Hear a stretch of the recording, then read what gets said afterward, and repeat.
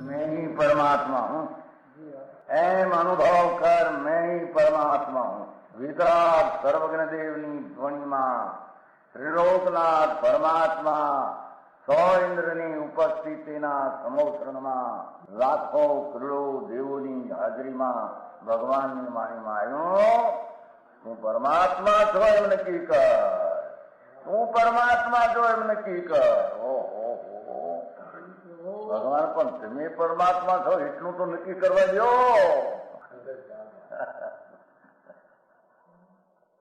એ પરમાત્માને છે નક્કી ક્યારે થઈ છે કે તું પરમાત્મા છો એવો અનુભવ થઈએ ત્યારે પછી આ પરમાત્મા વ્યવહાર તને નક્કી થશે. નિશ્ચય નક્કી થયા વિના વ્યવહારનું નક્કી થશે નહીં. હા હા હા.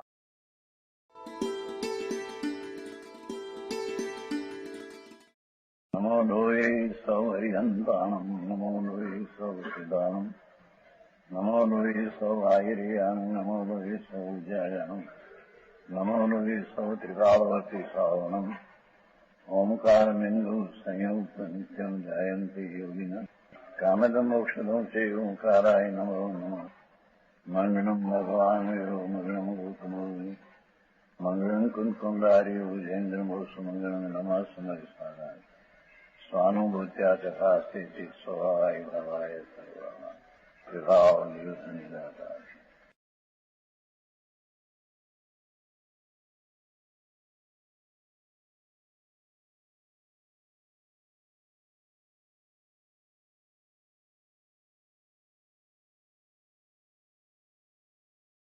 અમારી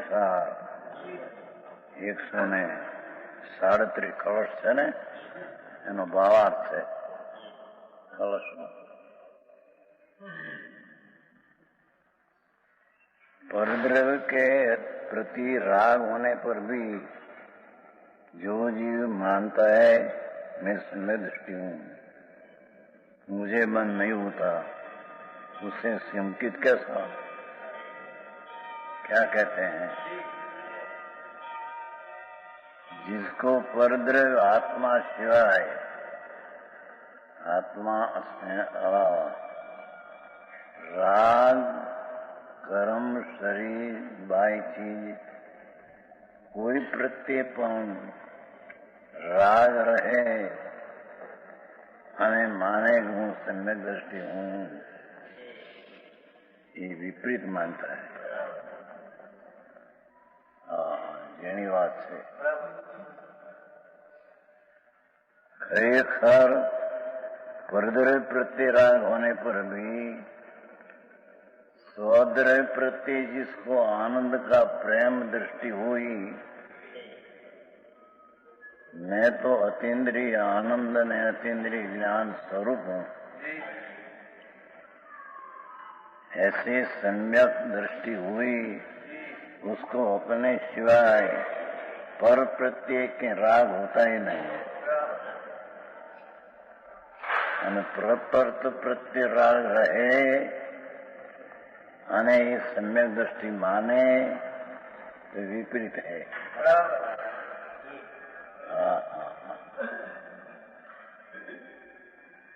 જેની વાત છે ભાઈ, સમ્યક દર્શન અને ચારિત્ર दोष ये बीजी चीज है.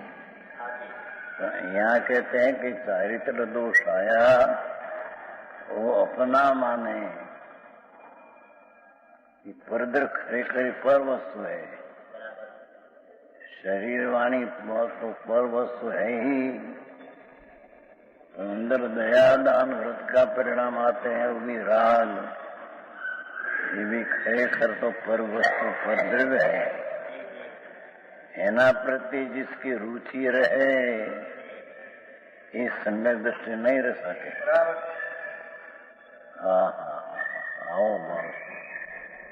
तो धर्मनी पहली शुरुआत, धर्मनी पहली सीढ़ी सम्यक दर्शन. तो सम्यक नाम जैसा आत्मा का पूर्ण स्वरूप है, सत्य है, ऐसा अनुभव होना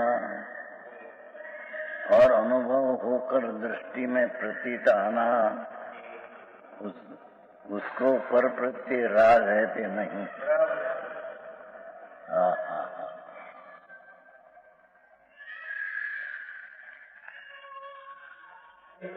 वो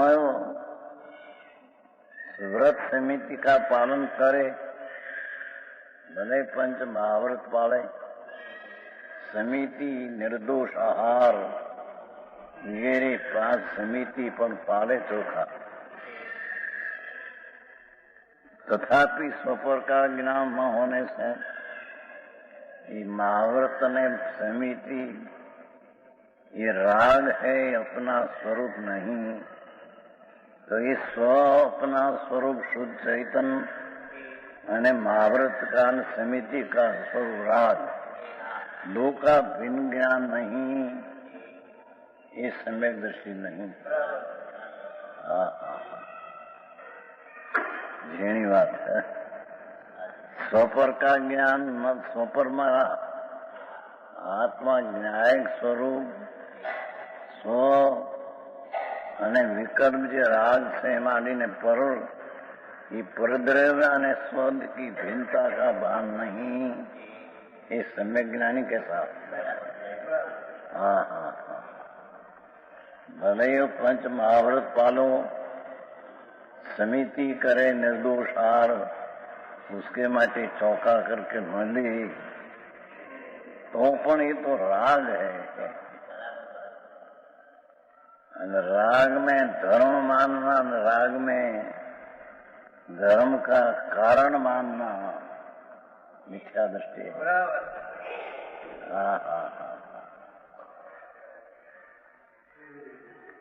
जो यह मान करके मुझे बंद नहीं होता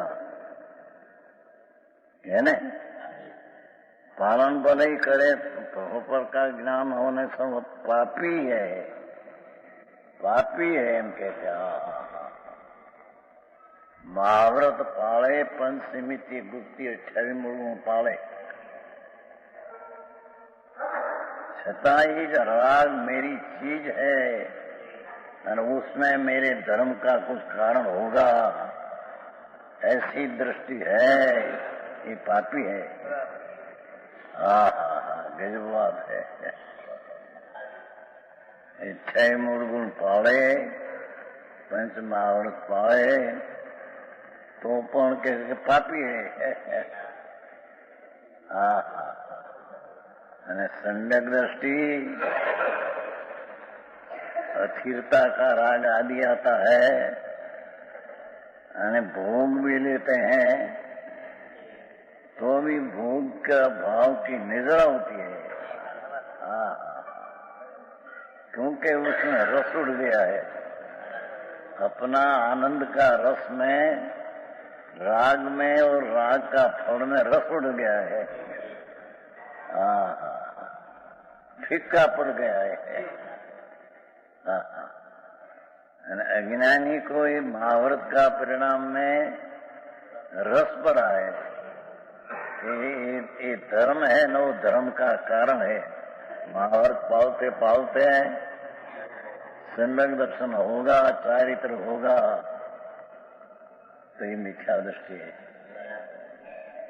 जो कि नियम सार में कहा है एक श्लोक में। महाव्रत पंच समिति गुप्ती आत्मा का स्वरूप है। ये तो निश्चय महाव्रत आत्मा का ज्ञान है, इसको कहा है श्लोक में है, नियम सार में।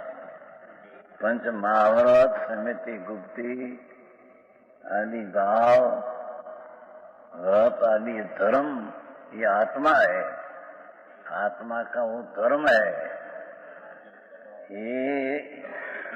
ये तो राग से रहित अपना स्वरूप में लीनता, उसको क्या महाव्रत क्या है, समझ में आया? महाव्रत तो आत्मा का भान बिना राग की क्रिया करे, अहिंसा सद्गत पावे, पर वो धर्म का कारण है न धर्म होगा, मिथ्या दृष्टि है। सब प्रकार के ज्ञान की भिन्नता नहीं। आई बात है। सम्यक दृष्टि चक्रवर्ती का राज में पड़ा हो तो भी कहते कि पापी नहीं तो धर्मी मोक्ष मार्गी है।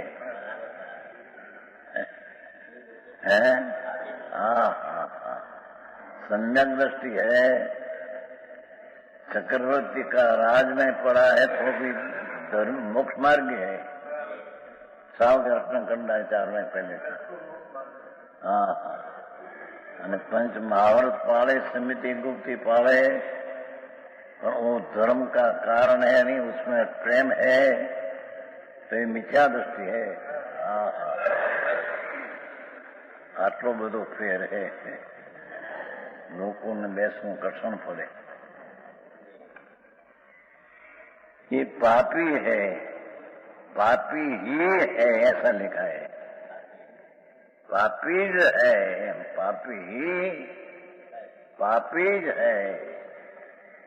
महाभारत को पाले पर राग का प्रेम है न राग की रुचि है, और स्वभाव चैतन्य मूर्ति भगवान के नायक उसकी तो दृष्टि का अभाव है।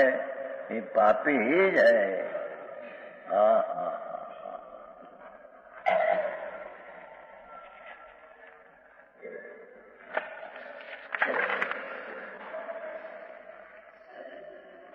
जो यश मानकर कि मुझे बंध नहीं होता, स्वच्छंद प्रवृत्ति करता है, पंच महाभारत आदि पाले पर मेरे बंध नहीं होता और स्वच्छंद प्रवृत्ति करते हैं, वो भला सम्यक दृष्टि कैसा?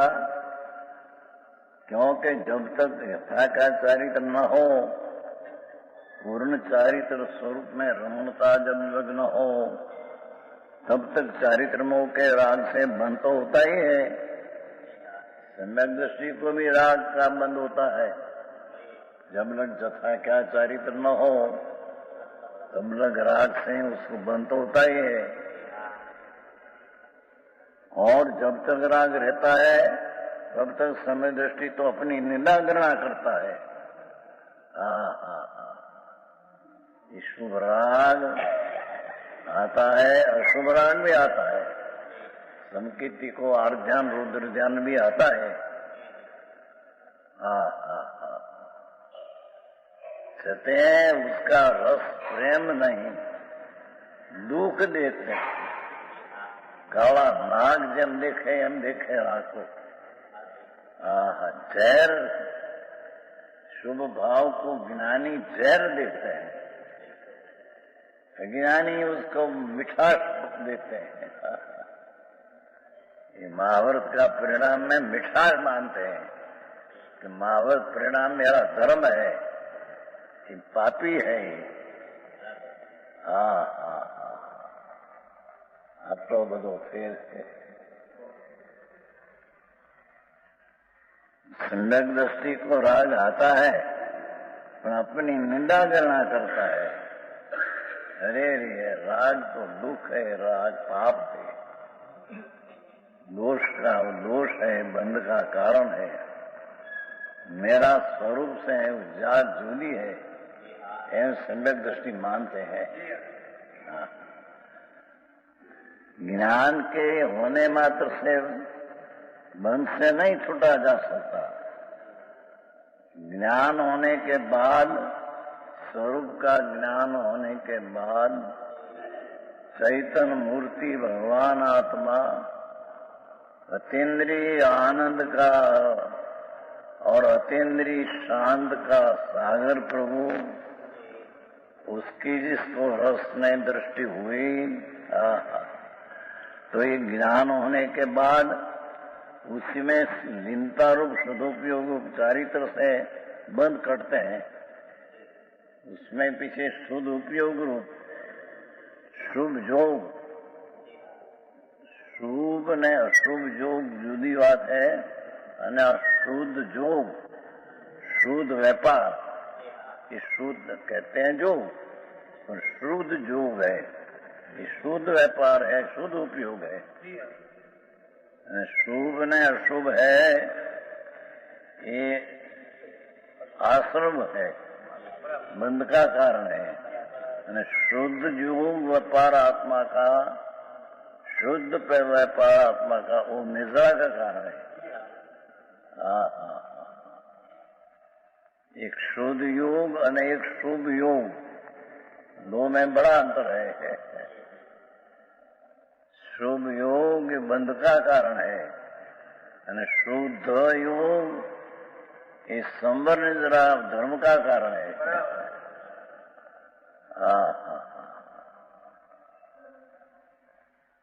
वो फिर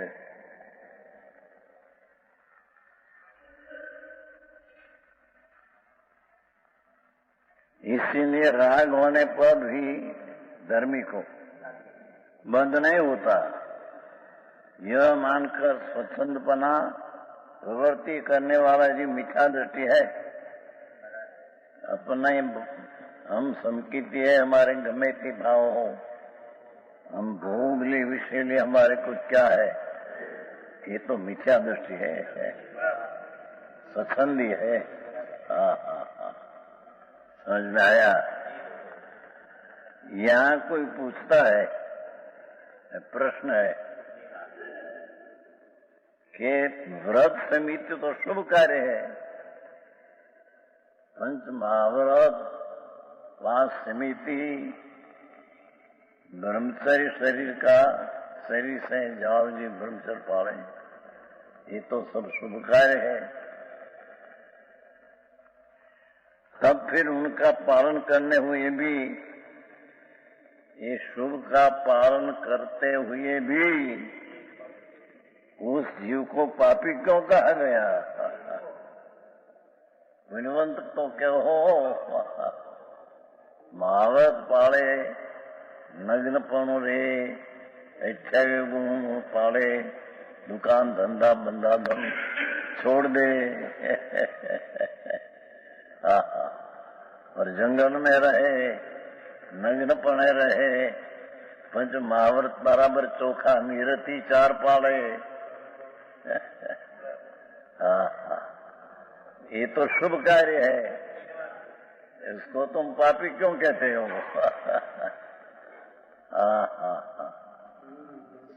शुभ कार्य का पुण्यवंत न कहते, तुम पापी कहते हैं। अशुभ भाव करने वाला को पापी कहो, और अशुभ भाव का कार्य करने वाला को पापी क्यों कहा? समझ में आया? उसका समाधान यह है कि सिद्धांत में मिथ्यात्व को ही पाप कहा है।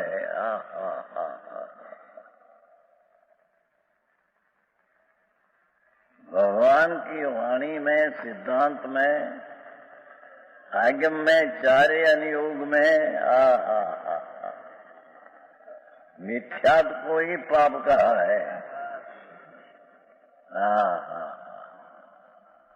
अनंत बार नवमी ग्रेक मुनिव्रत धार अनंत बैर ग्रेक उपजायो, और आत्मज्ञान बिन देश सुख न पायो। नवमी ग्रेक अनंत बैर गई, नौ अनंत बार महाव्रत लिया, और स्वर्ग में गई,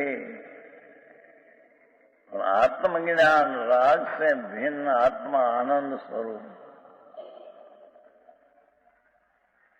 उसका वेदन बिना ये महाभारत का परिणाम ये दुख रूप है। आया कि नहीं होश में? मुनिव्रत थार अनंत बैर ग्रेक उपजायो, और आत्मज्ञान भी ले सुख न पायो। तारो तो पंच महाव्रत परिणाम दुख रूप है।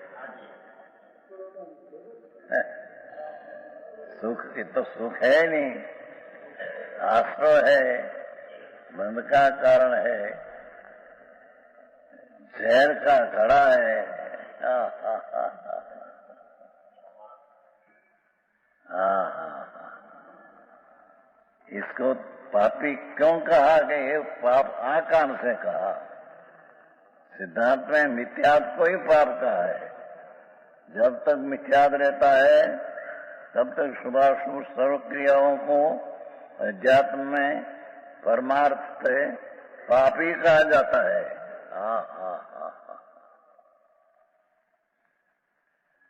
जब तक मिथ्या रहता है, राग का अंश में भी प्रेम रहता है। पर्याय बुद्धि में जो राग आया, महाभारत का, भगवान की भक्ति का, विनय का, पूजा का, दान का, दया का, उपवास का, ये सब राग ये क्रियाओं का अध्यात्म में तो परमार्थ से पापी कहा जाता है। ये क्रिया को परमार्थ से सिद्धांत में पापी कहने में आया तो ये पाप है।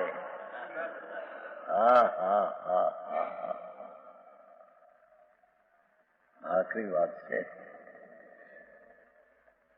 चैतन्य भगवान अंदर ज्ञान का सागर, अतीन्द्रिय आनंदनी मूर्ति प्रभु, उसका रस छोड़कर राग महाभारत आदि के भगवान की विनय भक्ति आदि हो, ये लोग को कहते हैं ना, वो प्रवचन सार की गाथा, उन फलारंता पुण्य फल अरियंत से गाथा है। ये तो पुण्य फल अरियंत पद नहीं, पुण्य फल उसमें हारना चलना बोलना वो पुण्य का फल है। अरे उसका ऐसा पुण्य फलारंता, पुण्य फल अरियंत पद होता है, ऐसा है नहीं। उसमें पाठ है कि पुण्य का फल तीर्थंकर को अकिंचित करे, कहीं करते नहीं। ये तो उदय भाव की क्रिया है, हारने की, चलने की, बोलने की, पुण्य फल है, तो खिल जाते हैं। ये उदय को भी क्षायिक भाव कह दिया है। ये उदय होता है, खिल जाता है, उसको क्षायिक भाव किया है। तो पुण्य से अरियंत पद मिलते हैं, ऐसा है नहीं। जे भावे तीर्थंगुत बंधा, ये भी राग है। ये राग का नाश करते हैं तब वितरा केवल ज्ञान होता है। राग में प्रकृति बंदगी तीर्थंकर के माटे केवल ज्ञान होता है, ऐसा है नहीं।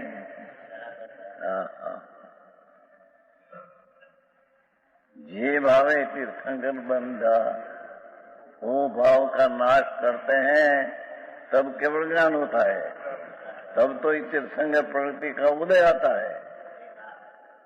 क्या कहा? जे भाव से तीर्थंग प्रतिबंधी, ये प्रकृति का उदय कब आते हैं कि जब ये राग नाश करके केवल ज्ञान होता है, तब ये तीर्थंकर प्रकृति का उदय फिर में गुणस्थान में आता है। समझ में आया? चौथे पाठ में छठे उदय नहीं आता। प्रकृति का बंध चौथे पाठ में छठे पढ़ते हैं, तो उदय आता है 13 में। उसका अर्थ क्या हुआ कि उसने जो भाव से तीर्थंकर बंधा था, ये भाव का नाश कर वितराग हुआ, और केवल ज्ञान जब हुआ तब वो प्रकृति उदय में आई, वो तो केवल ज्ञान। समझ में आया? जेनी बात है भाई, ये भाव से तीर्थंग को तो बन जाए, वो भाव से तीर्थंग केवल ज्ञान नहीं होता। पुण्य फलारंता एम कहते लोग છે उसमें है ने આમાં છે કેટલાની 45 तो प्रवतन सार में पुण्य फलारंता और किंचित करे सपाट है, पुण्य और किंचित करे, आत्मा को लाभ बिल्कुल नहीं करते। यहाँ तो ये पुण्य का भाव को अपना मानने वाले को पापी कहकर मिथ्या दृष्टि कहा है।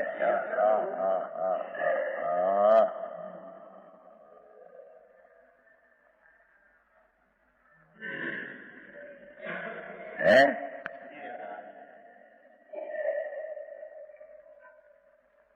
जब लग मिथ्या रहता है तब तक शुभाशुभ सर्व क्रियाओं को अध्यात्म में परमार्थ से पापी कहा जाता है।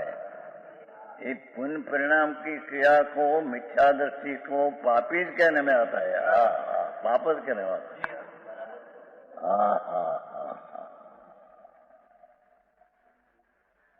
एक तो ऐसे माने कि कर्म से विकार होता है, कर्म से शुभ हुआ और शुभ भाव से मुक्ति होती है, कर्म से मुक्ति होती है,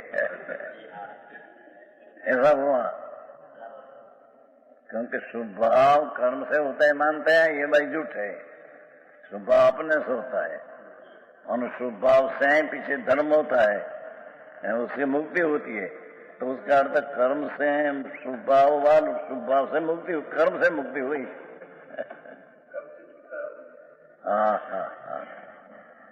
ऐसा है नहीं, तो पापित कहा, पापज कहा है। मिथ्या दृष्टि का महाव्रत का परिणाम को पापी कहा है।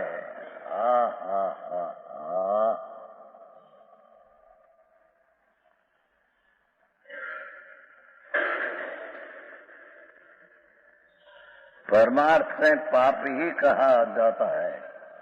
व्यवहार की प्रधानता में व्यवहारी जीवों को अशुभ से छुड़ाकर शुभ में लगाने को, शुभ क्रिया को कथनचित पुण्य भी कहा जाता है। कथनचित पुण्य शुभ भाव को अशुभ से छुड़ाने, धर्म नहीं। ऐसा कहने से शास्त्रवाद मत में कोई विरोध नहीं।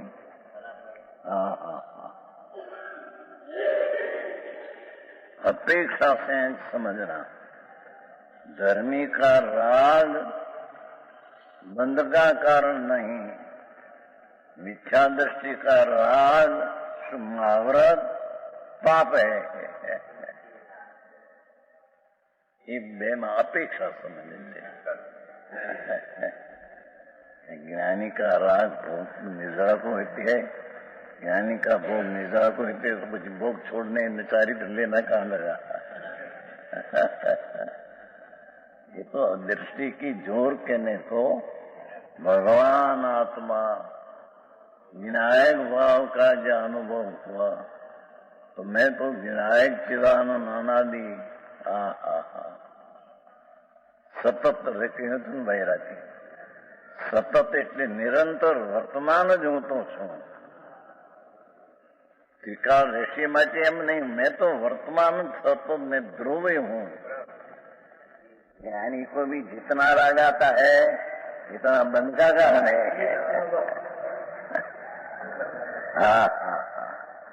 समझ में आया?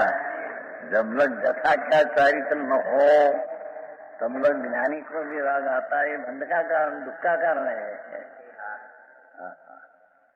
भोग का कारण होकर निद्रा होती है, ये तो दृष्टि की अपेक्षा ही कथन है।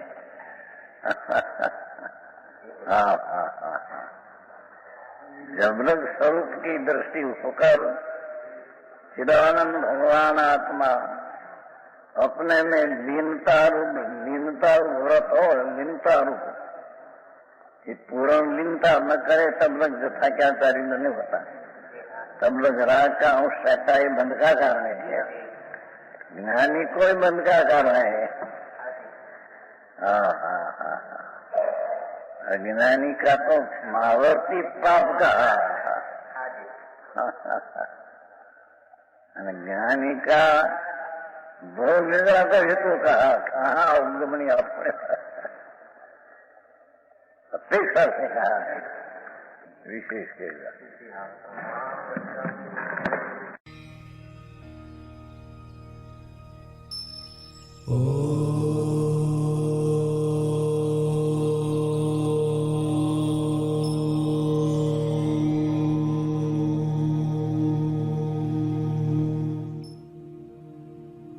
आइए सुनते हैं ग्रंथाधिराज समयसार जी परमागम की यशोगाथा।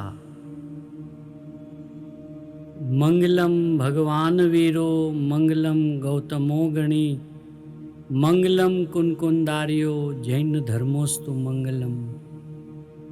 महाविद्य क्षेत्र में विराजमान त्रिलोकनाथ वितराग सर्वज्ञ परम देवाधिदेव श्री श्रीमंदर भगवान की दिव्य देशना का अपूर्व संचय करके भरत क्षेत्र में लाने वाले सिमंदर लघुनंदन ज्ञान साम्राज्य के सम्राट, भरत क्षेत्र के कलिकाल सर्वज्ञ, सुधात्मा में निरंतर केली करने वाले, चलते फिरते सिद्ध ऐसे आचार्य श्री कुनकुन देव हुए, जो संवत 49 में सहदेव महाविद्य क्षेत्र में गए और 8 दिन वहाँ रहे थे।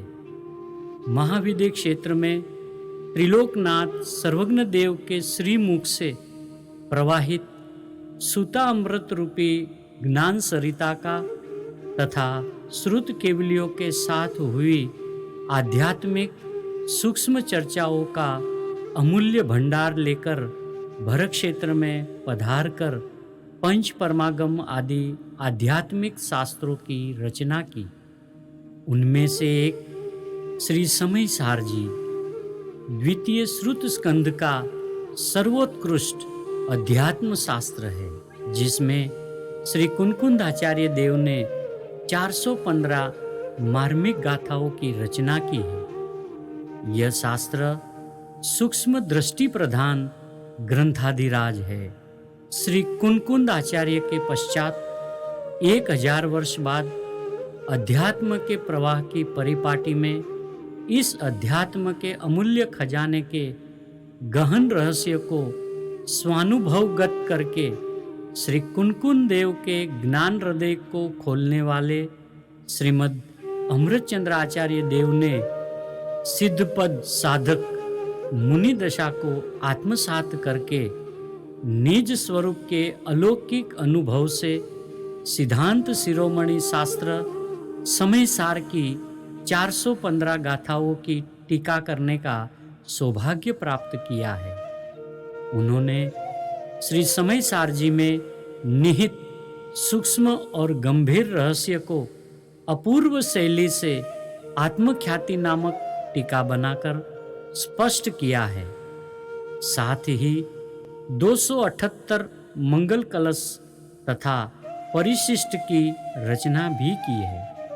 इस शास्त्र का भावार्थ जयपुर निवासी सूक्ष्म ज्ञान उपयोगी पंडित श्री जयचंद जी छाबड़ा साहिब ने किया है। इस ग्रंथाधिराज समयसार जी परमागम का गुजराती अनुवाद एवं हरिगीत पूज्य गुरुदेव श्री कांजी स्वामी की पवित्र आज्ञा से तथा पूज्य बहन श्री चंपा बहन की पावन प्रेरणा पाकर सोनगढ़ निवासी उंडा आदर्श आत्मार्थी पंडित रत्न श्री हिम्मतलाल जेठालाल शाह ने किया है और उन्होंने श्री समयसार जी स्तुति तथा श्री सद्गुरु देव स्तुति की भी भाववाही रचना की है। वर्तमान इस काल में मोक्ष मार्ग प्राय लुप्त हो गया था। सर्वत्र मिथ्यात्व का घोर अंधकार छाया हुआ था।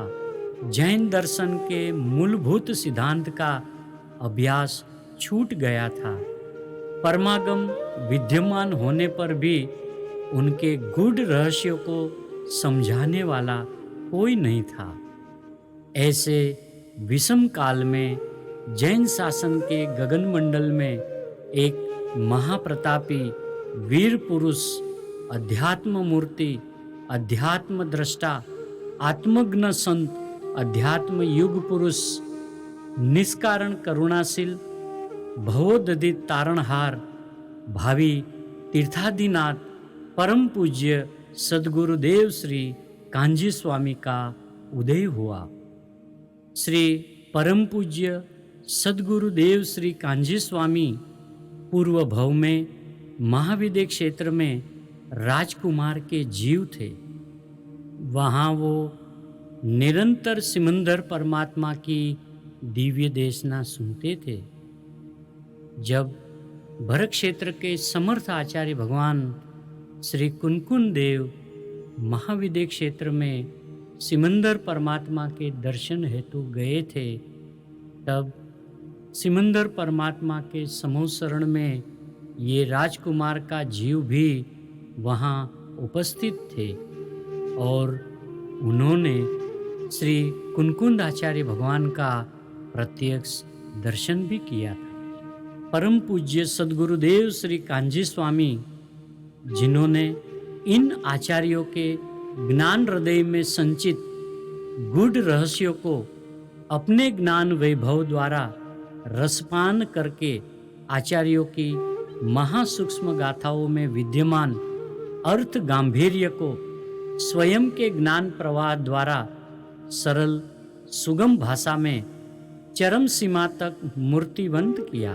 मिथ्या दर्शन, मिथ्या ज्ञान के घोर तिमिर को नष्ट करने के लिए एक तेजस्वी अध्यात्म दीपक का स्वर्णमय उदय हुआ, जिसने अपनी दिव्यामृत चैतन्य रसीली वाणी द्वारा अध्यात्म सिंधु के अस्खलित सातिशय ध्रुव प्रवाह को आगे बढ़ाया।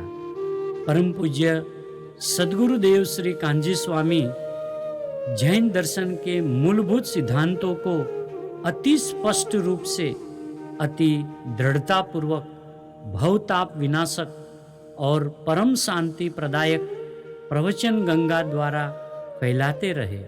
विरोधियों के विरोध का भी जंगल में विचरते केसरी सिंह की तरह अध्यात्म के केसरी सिंह बनकर निडर रूप से तथापि निष्कारण करुणावंत भाव से झेलते रहे। विरोधियों को भी भगवान आत्मा है ऐसी दृष्टि से देखकर जगत के जीवों के समक्ष अध्यात्म के सूक्ष्म न्यायों को प्रकाशित करते रहे। श्री समय सारजी शास्त्र पूज्य गुरुदेव श्री के कर कमल में विक्रम संवत 1978 के फाल्गुन माह में आया था। इस समय सारजी शास्त्र के हाथ में आते ही कुशल जोहरी की पारखी नजर समय सार के सूक्ष्म भावों पर पड़ी और सहज ही अंतर की गहराई में से भावनाशील कोमल हृदय बोल उठा, अरे यह तो अशरीरी होने का शास्त्र है। अनादि का अप्रतिबुद्ध जीव प्रतिबुद्ध कैसे हो, उसका संपूर्ण रहस्य और शुद्धात्मा का संपूर्ण वैभव इस परमागम में भरा है। इस शास्त्र का रहस्य वास्तव में तो अध्यात्म युग पुरुष पूज्य गुरुदेव श्री कांजी स्वामी के हाथ में यह शास्त्र आने के पश्चात ही चरम सीमा से प्रकाशित और प्रदर्शित हुआ है। 45 वर्ष तक स्वर्णपुरी सोनगढ़ में अध्यात्म की मुसलधार वर्षा हुई है, जो सर्वविदित है। पूज्य सदगुरुदेव श्री कांजी स्वामी ने विक्रम संवत 1978 से 1991 तक इस तरह 13 वर्षों तक गूढ़ मंथन करके जिनवाणी का संपूर्ण निचोड़ इस शास्त्र में से ढूंढ निकाला और फरमाया है कि समय सार तो द्वितीय श्रुत स्कंद का सर्वोत्कृष्ट सर्वोच्च आगमों का भी आगम है। समय सार तो सिद्धांत शिरोमणि अद्वितीय अजोड़ चक्षु और अंधे की आंख है। समय सार तो संसार विष वृक्ष को छेदने का अमोघ शस्त्र है। समय सार तो कुनकुंद आचार्य से कोई ऐसा शास्त्र बन गया, जगत का भाग्य कि ऐसी चीज भरत क्षेत्र में रह गई। धन्य काल। समय सार की प्रत्येक गाथा और आत्मख्याति टीका ने आत्मा को अंदर से डुला दिया है। समय सार की आत्मख्याति जैसी टीका दिगंबर में भी दूसरे किसी शास्त्र में नहीं है। इसके एक एक पद में इतनी गंभीरता कि खोलते खोलते पार न आए ऐसी बात अंदर है। समय सार तो सत्य का उद्घाटक है, भारत का महारत्न है। समय सार जिसके थोड़े शब्दों में भावों की अद्भुत और अगाध गंभीरता भरी है। समय सार तो भरत क्षेत्र का प्रवचन का सर्वोत्कृष्ट बादशाह है। यह सार शास्त्र कहलाता है। समय सार तो वैराग्य प्रेरक परमात्म स्वरूप को बतलाने वाली वितरागी वीणा है। समय सार में तो अमृतचंद्र आचार्य ने अकेला अमृत बहाया है, अमृत बरसाया है। समय सार एक बार सुनकर ऐसा नहीं मान लेना कि हमने सुना है। ऐसा नहीं बापू, यह तो प्रवचन सार है, अर्थात आत्मसार है। बारंबार सुनना। समय सार भरत क्षेत्र की अंतिम में अंतिम और उत्कृष्टतम सत्य को प्रसिद्ध करने वाली चीज है। भरत क्षेत्र में साक्षात केवल ज्ञान सूर्य है। समय सार ने केवली का विरह भुलाया है। समय सार की मूलभूत एक एक गाथा में गजब गंभीरता, पार न पड़े ऐसी चीज है। एक एक गाथा में हीरा मोती जड़े हैं। समय सार में तो सिद्ध की भनकार सुनाई देती है। यह तो शाश्वत अस्तित्व की दृष्टि कराने वाला परम हितार्थ शास्त्र है। समय सार तो साक्षात परमात्मा की दिव्य ध्वनि, तीन लोक के नाथ की यह दिव्य ध्वनि है। ऐसे अपूर्व समय सार में से पूज्य गुरुदेव श्री कांजी स्वामी ने अपने निज समय सार रूपी शुद्धात्मा का अनुभव करके फरमाया कि आत्मा आनंद का पर्वत है, ज्ञायक तो मीठा समुद्र आनंद का गंज और सुख का समुद्र है, न्यायों का न्यायाधीश है, धर्म का धोध ऐसा धर्मी है, ध्रुव प्रवाह है, ज्ञान की धारा है, तीन लोक का नाथ चैतन्य वृक्ष अमृत फल है, वास्तविक वस्तु है, सदा विकल्प से विराम, ऐसी निर्विकल्प जिसकी महिमा है, ऐसा ध्रुव धाम, ध्रुव की धकती धगस है। भगवान आत्मा चिंतामणि रत्न, कल्पवृक्ष और कामधेनु है, चैतन्य चमत्कारी वस्तु है, अनंत गुणों का गोदाम, शक्तियों का संग्रहालय और स्वभाव का सागर है। सनातन दिगंबर मुनियों ने परमात्मा की वाणी का प्रवाह जीवंत रखा है। जैन धर्म संप्रदाय वाड़ा गच्छ नहीं, अपितु वस्तु के स्वरूप को जैन धर्म कहते हैं। पूज्य गुरुदेव श्री कांजी स्वामी समय सार में फरमाते हैं कि समय सार दो जगह है, एक अपना शुद्धात्मा है वह समय सार है, और दूसरा उत्कृष्ट निमित्त रूप समय सार जी शास्त्र है। इस शास्त्र में अपना निज समय सार रूपी शुद्धात्मा बतलाया गया है। प्रत्येक गाथा का अर्थ करते हुए पूज्य गुरुदेव श्री ऐसे भाव विभोर हो जाते हैं कि उसमें से निकलना उन्हें सुहाता नहीं। पूज्य गुरुदेव श्री कांजी स्वामी फरमाते हैं कि पंचम काल के अंत तक जो कोई जीव सम्यक दर्शन प्राप्त करेगा उसे यह वितराग की वाणी निमित्त होगी। यह सीधी सिमंदर भगवान की वाणी है। इसमें एक अक्षर फिरे तो सब फिर जाएगा। पूज्य बहन श्री चंपाबेन अपने वचनामृत में पूज्य गुरुदेव श्री कांजी स्वामी के संबंध में फरमाती है कि पूज्य गुरुदेव श्री कांजी स्वामी का द्रव्य तो अलौकिक और मंगल है। उनका श्रुत ज्ञान और वाणी आश्चर्यकारक है। पूज्य गुरुदेव श्री कांजी स्वामी मंगल मूर्ति, भवदधि तारणहार और महिमावंत गुणों से भरपूर है। उन्होंने चारों ओर से मुक्ति का मार्ग प्रकाशित किया है। उनका अपार उपकार है, वह कैसे भूला जाए। पूज्य गुरुदेव श्री कांजी स्वामी को तीर्थंकर जैसा उदय वर्तता है। पूज्य गुरुदेव श्री कांजी स्वामी ने अंतर से मार्ग प्राप्त किया, दूसरों को मार्ग बतलाया, इसलिए उनकी महिमा आज तो गाई जाती है, परंतु हजारों वर्षों तक गाई जाएगी। पूज्य गुरुदेव श्री कांजी स्वामी ने सभा में समय सार 19 बार पढ़ा और एकांत में तो सैकड़ों बार पढ़ा है, तो उन्हें इसमें कितना माल दिखता होगा। कभी 1.5 वर्ष, कभी 2 वर्ष, कभी 2.5 वर्ष, इस प्रकार 19 बार 45 वर्षों में सभा में पढ़ा है।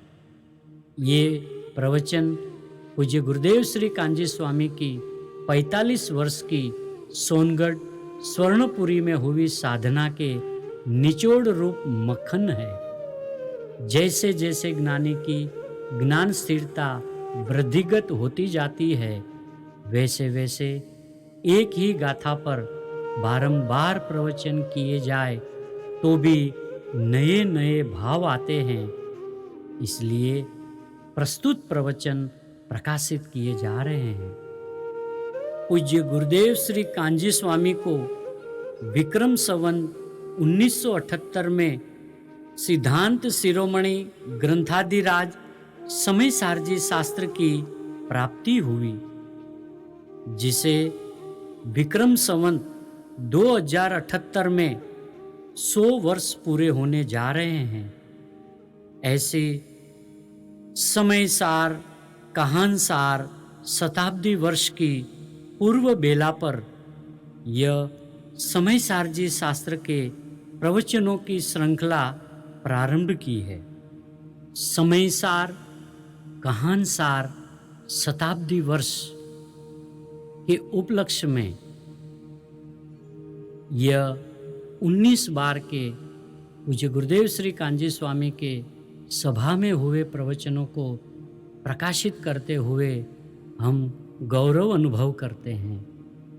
आइए हम सब इस पावन पवित्र ग्रंथाधिराज के भावों को निज कल्याण हेतु ग्रहण करके मोक्ष मार्ग को प्राप्त करके मोक्ष की ओर प्रयाण करें, ऐसी मंगल भावना।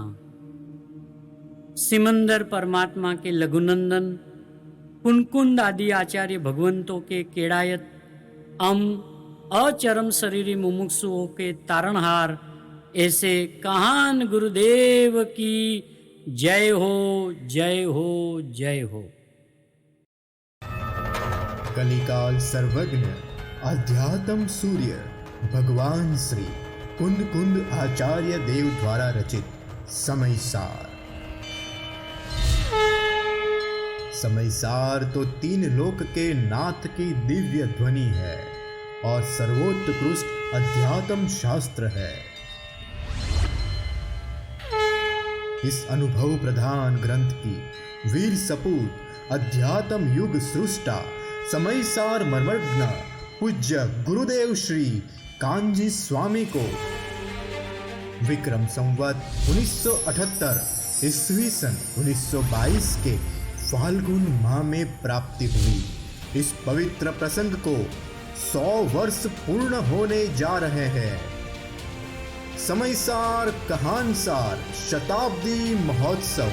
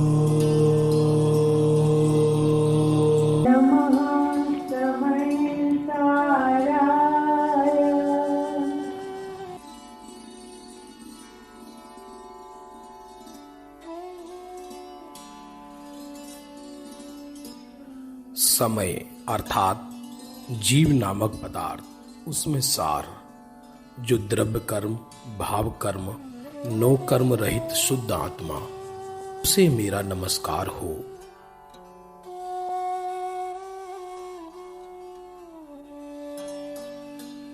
वन्दितु सव्वसिद्धे ध्रुवमचलमणोवं गदिं पत्ते वोच्छामि समयपाहुड मिणमो सुदकेवली भणिदम्।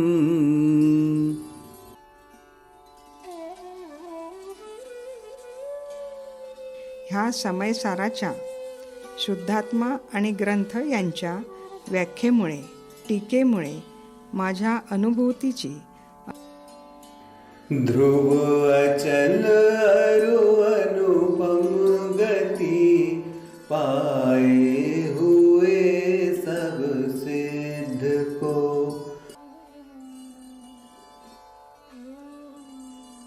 वन्दितु सवसिद्धे ध्रुवम् अचलम् अनुगमम् गयं पत्ते वोच्छामि समय पाहुणम् इणमो सूय केवली भणियम्।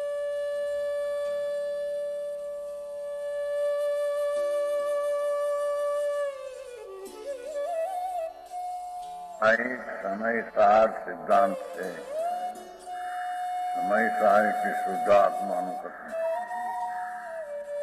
अंदर भगवान आत्मा देह की भिन्न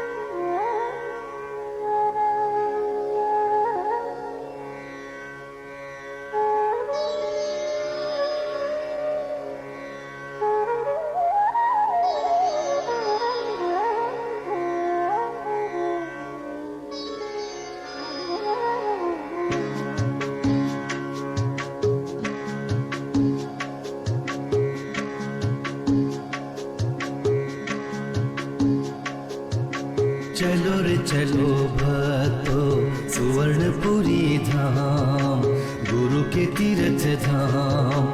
चलो रे चलो भक्तो सुवर्णपुरी धाम, गुरु के तीर्थ धाम। पवन अपना मन ये कर लो, पवन अपना मन ये कर लो, गुरु के संग चलो। चलो रे चलो भक्तो सुवर्णपुरी धाम, गुरु के तीर्थ धाम। पावन अपना मन ये कर लो, पावन अपना मन ये कर लो, गुरु के संग चलो। चलो रे चलो भक्तो सुवर्णपुरी धाम, गुरु के तीर्थ धाम। चलो रे चलो भक्तो सुवर्णपुरी धाम, गुरु के तीर्थ धाम।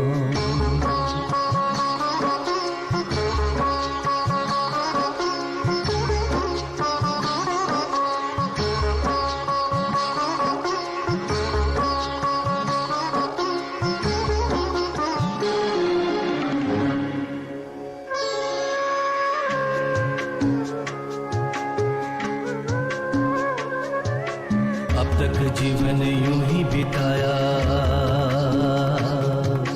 अब तक जीवन यूं ही बिताया, स्वयं का कुछ न मैं कर पाया। गुरु की अब शरण में चल के, गुरु की अब शरण में चल के, उसी के रंग रंगो। चलो रे चलो भक्तो सुवर्णपुरी धाम, गुरु के तीर्थ धाम। पावन अपना मन ये कर लो, पावन अपना मन ये कर लो, गुरु के संग चलो। चलो रे चलो भक्तों सुवर्णपुरी धाम, गुरु के तीर्थ धाम। पावन अपना मन ये कर लो, पावन अपना मन ये कर लो, गुरु के संग चलो। चलो रे चलो भक्तों सुवर्णपुरी धाम, गुरु के तीर्थ धाम।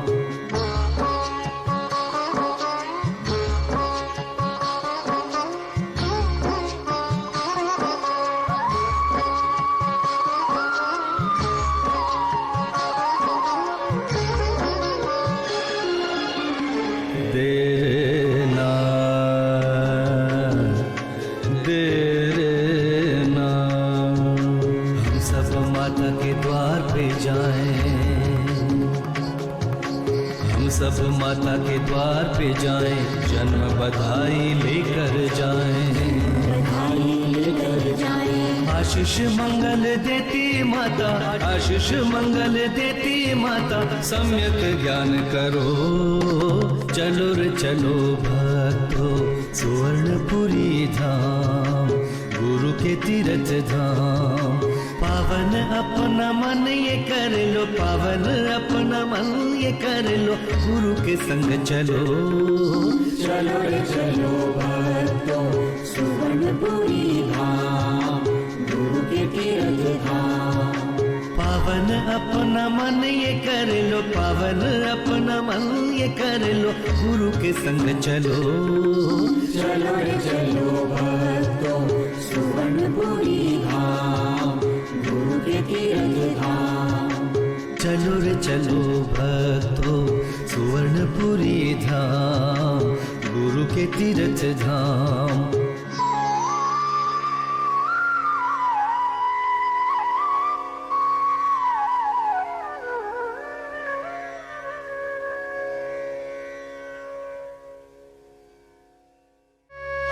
यह स्वर्णपुरी अति पावन है,